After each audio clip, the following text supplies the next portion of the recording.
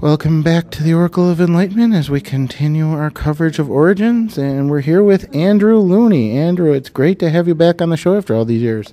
Well, it's great to be back again, Sal. How are you doing?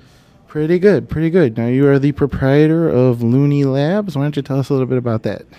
Well, Looney Labs is a very small game company. We've got about 6 employees at the moment, and we make card games and board games. Our biggest hit is the card game Flux, and it's in many different flavors now. Our latest, of course, is Pirate Flux, and the newest in development coming out this fall is Star Flux. That's wild. I remember the last time you had one of the best gaming rooms I've ever seen at any convention thank you very much. Astronomicon, and here you are at Origins running quite a lab over there. Yeah, well, Origins is our biggest event of the year. We we have kind of a convention within a convention here. We call it the Big Experiment, where we run tournaments for all of our different games and teach new people, and we have a booth in the hall. And so, yeah, we kind of pull out all the stops here. That's great. So how many games have you designed up till now? Ooh, I don't know, dozens. I've got, my original thing was the pyramid-shaped gaming pieces, which we now call Looney Pyramids. And I invented those in 1986.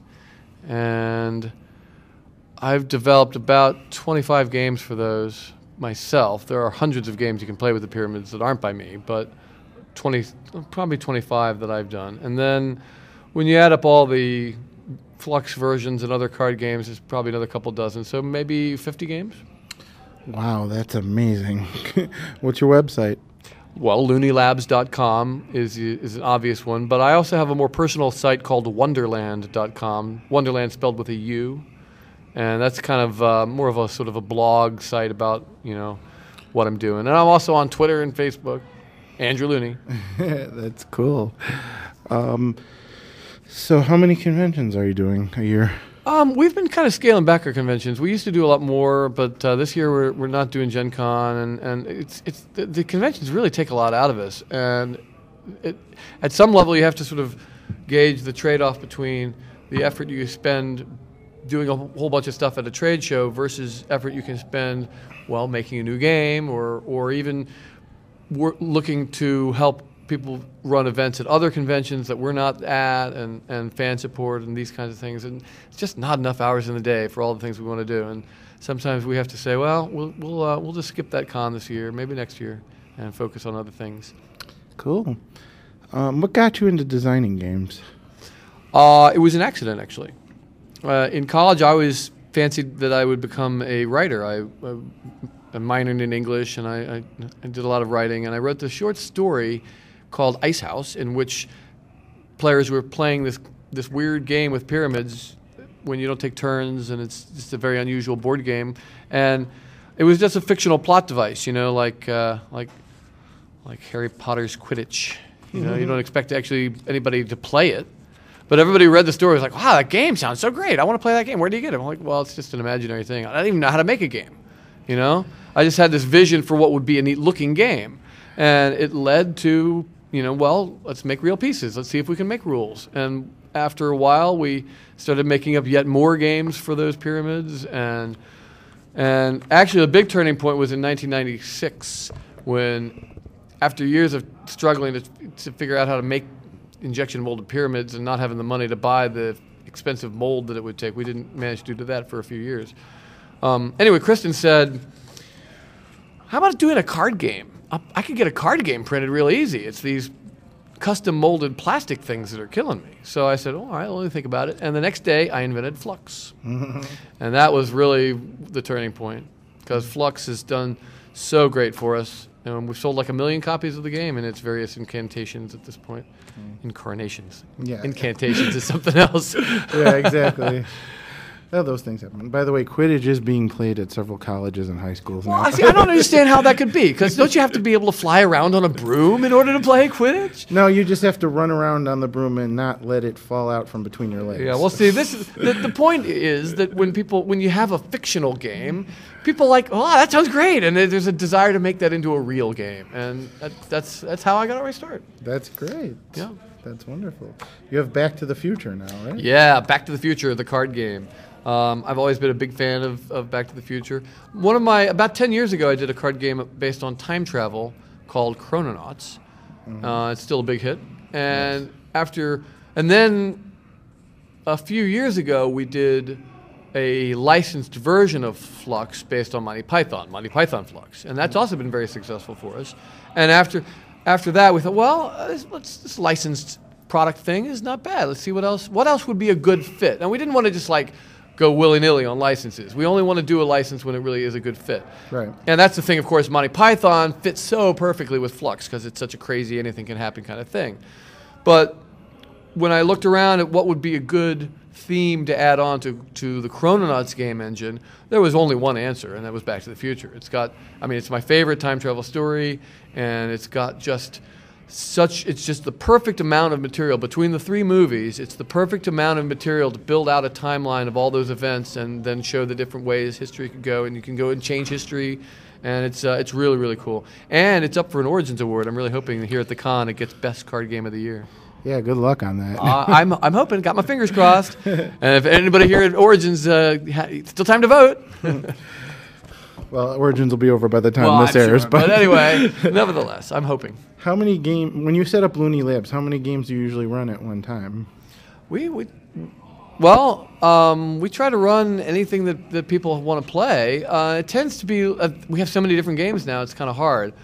Over in our lab right now, we have kind of 3 main demo tables set up where you can play the big 3 releases that we're promoting right now, which are Back to the Future, the card game, as mentioned, and the new version of Pirate Flux, and then also a third game called Seven Dragons, which is a kind of a dominoes sort of a game with really cool-looking, beautiful art featuring these 7 different dragons painted by industry-famous artist Larry Elmore. Very nice. It was quite a coup to be able to get him to do our art for us. And it looks really great. It's really worthwhile to go after a big-name artist if you can, because the artist is fantastic. Right. And B, people are like, oh, wow, Larry Elmore. Well, excellent. I'll have to check that out. I've been very pleased with how much the name recognition on the artist has been making a difference. That's great. Is there any other projects you'd like to talk about? Oh, I don't know. I mean, I've got a million things going on. Always developing some new games. Like I said, the big new one coming up is Star Flux. That's in playtesting now. I've got the final art back from the artist. Derek Ring is our artist on all the latest Fluxes, and he's just incredible. He does a great job. He did all the art for Pirate Flux and a few things before that. He did Back to the Future too. He's really, really excellent. And you've done other games like Cosmic Coaster. Are You a Traitor? Are You the Traitor? There's a popular game called Are You a Werewolf, which we sell a version of, and there's a lot of companies that sell a version of. It's like the only thing that I didn't design actually that's in our catalog. It's an old public domain game, but a few years ago I said, there's some things I'd like to change about the game, and so I kind of reinvented it my own way with a different game called Are You the Traitor? And I'm really pleased with that one too, and it won an Origins Award last year, so I'm hoping to win another one.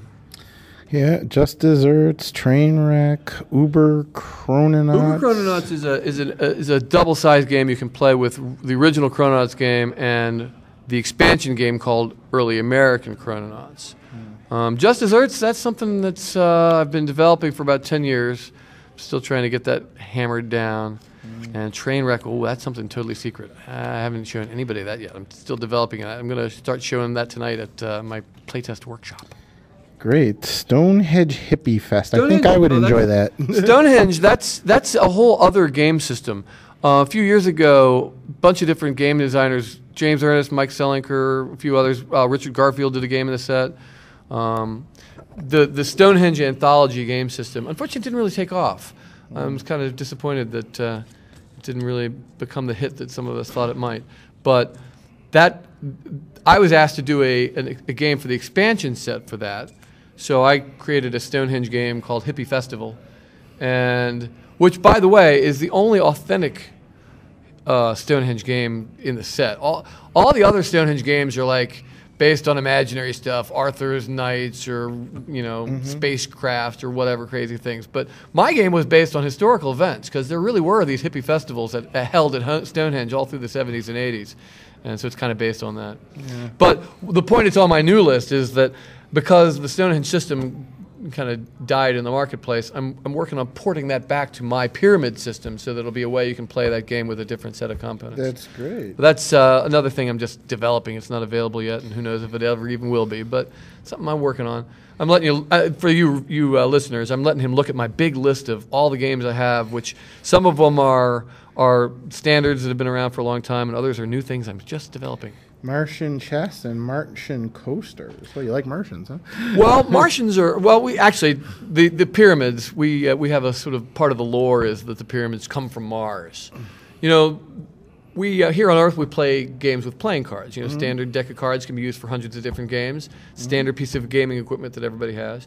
Well, on Mars, instead of playing cards, they have these gaming pyramids. Cool. And they use them for hundreds of different games, including Martian chess. Martian coasters is a totally different game. And there's a bunch of other games with a Martian name, possibly a little more theming than that. And you have Ice House, Ice Towers, and Ice Dice. Ice House is the original one. And then the Ice House was the one I described in the short story. And then that became the name for all Ice House games after that for a long time. And that also led to a lot of things being kind of like Martian this, Martian that, Ice this, Ice that, House that. It's just like variations on the naming themes. Yeah, Black Ice too. I missed that one. Yep. That's so. Where can people get your short story? Oh, well, the thing is, I never really made it as a writer. I became a game designer instead. That one story became a book called The Empty City, which is still in print. You can buy it from our website, looney.labs.com. But yeah, people ask me about, hey, when are you gonna do some more writing? And I'm like, I'm too busy with the game thing. Maybe that'll be my third career when I retire. I'll write. And there is some logic to that. I mean, the thing about writing is you got to build up your craft, obviously, but you also have to have experiences to draw on. And so I'm building up a life of interesting experiences, and when I retire, I'll write it all down. Okay, that's great. All right, is there anything else you'd like to talk about?